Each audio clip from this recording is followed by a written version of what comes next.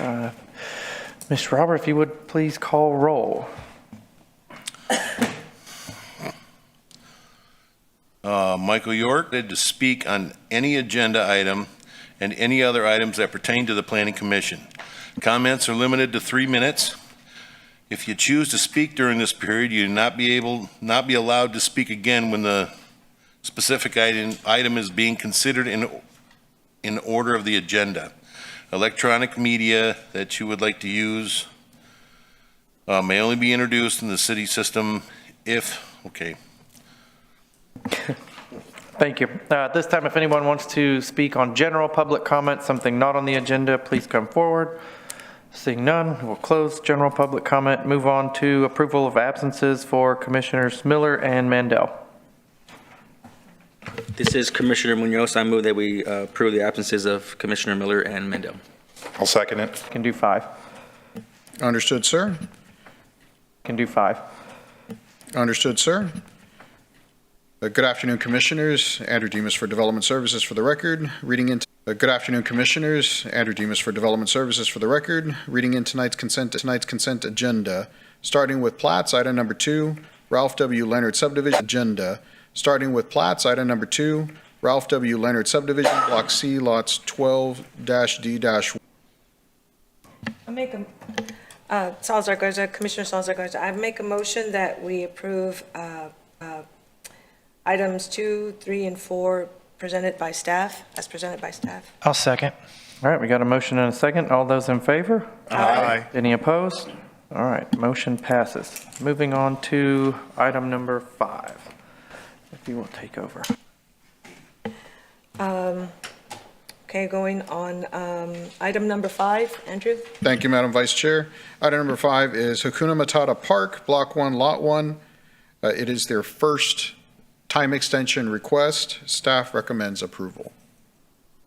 Okay, so I'll open up the public comment for anyone who would like to speak on item number 5. If I have none, then I'll close the public comment. And we have any commissioners have any other questions or for a motion?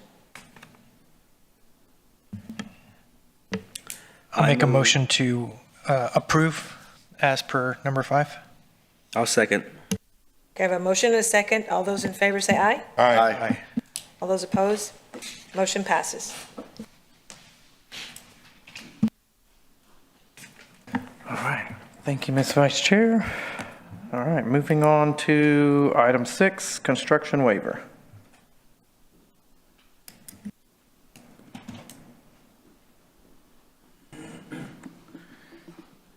Good evening, everybody. Bria Whitmire, Development Services. This was brought up since the UTP amendment was recently heard. Thought y'all might want to hear this one as well. That's why it wasn't on the consent agenda. So Marabella subdivision is requesting a waiver for half-street construction. As you've probably familiar with the plat, the southern boundary of this plat is farm field.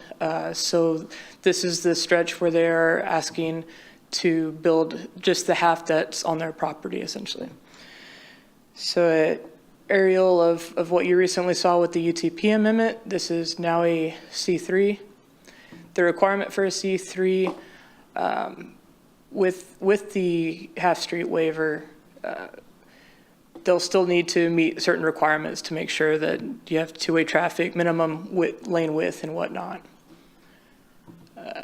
See that, of course, right now, as I had explained, it's just farm field right now, so that it will still be an improvement. The legal jargon, I'm sure you're all familiar with the UDC sections that this falls under. 8.2.1F is the particulars on the half streets. Of course, granting the waiver shall not be detrimental to public health or safety, and we did not find that was the case. So factors in support of the waiver, the deviation does still allow for County Road 20A to exist. Full length, there'll be connectivity. It does meet all of the requirements of the half street, and the layout of the subdivision is such that it is there will be streets on all sides of this development. There'll be plenty of traffic flow. The factors against is, of course, it is a full C3 on the UTP, and that half streets can be an issue for emergency vehicles. Staff recommends approval of the waiver request, and I stand by for any questions. I have a question when it comes to drainage. Sure. I've designed several half streets, and usually we're asked to extend drainage, put in an inlet, extend storm across, and kind of just have it there so somebody can put it in the future. Do you know, is that something that they're going to be required to do, or? Understood. So, great question. The design hasn't come in, of course, yet. They haven't finished their design, as they're going to wait to see if they're doing a half or a full. But on other areas, they're, of course, going to have to address the drainage. So in other areas, I've seen where they could address it differently on either side of the street, knowing that they might have an open ditch on the side where they aren't going to be tying into anything. So we haven't seen the design. There's options there. But staff doesn't, I guess what I'm getting at is there's no requirements, so they could put in a bar ditch, and then in the future, what I'm getting at is in the future, if there's no storm under the street for each of these inlets locations, then somebody's going to come build the other half of the street, then they got to tear up the old half and redo it all, basically. Correct. We would make sure that typically they would, where it goes across underneath a street is typically at a stormwater crossing. Mm-hmm. In this situation, it would run towards either end before it would continue. Okay. So I guess my concern is just, do we need to put anything in a motion to make sure they do that? It sounds like no. You're saying staff will cover that at plan review. Yes, sir. And the developer will not want to do that as well. The right-of-way permit, if they cut into a new road, the new rules are quite excessive for that. So if they cut into that new road, they're going to have to go full width of the road, 25 feet beyond the cut of the repair. I get that, but it wouldn't be them. It'd be the future developer. Correct. That would be the one.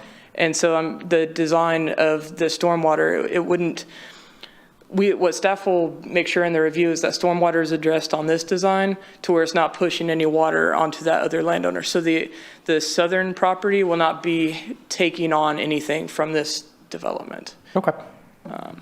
And that's the only situation where we would have a crossing. Okay. And I assume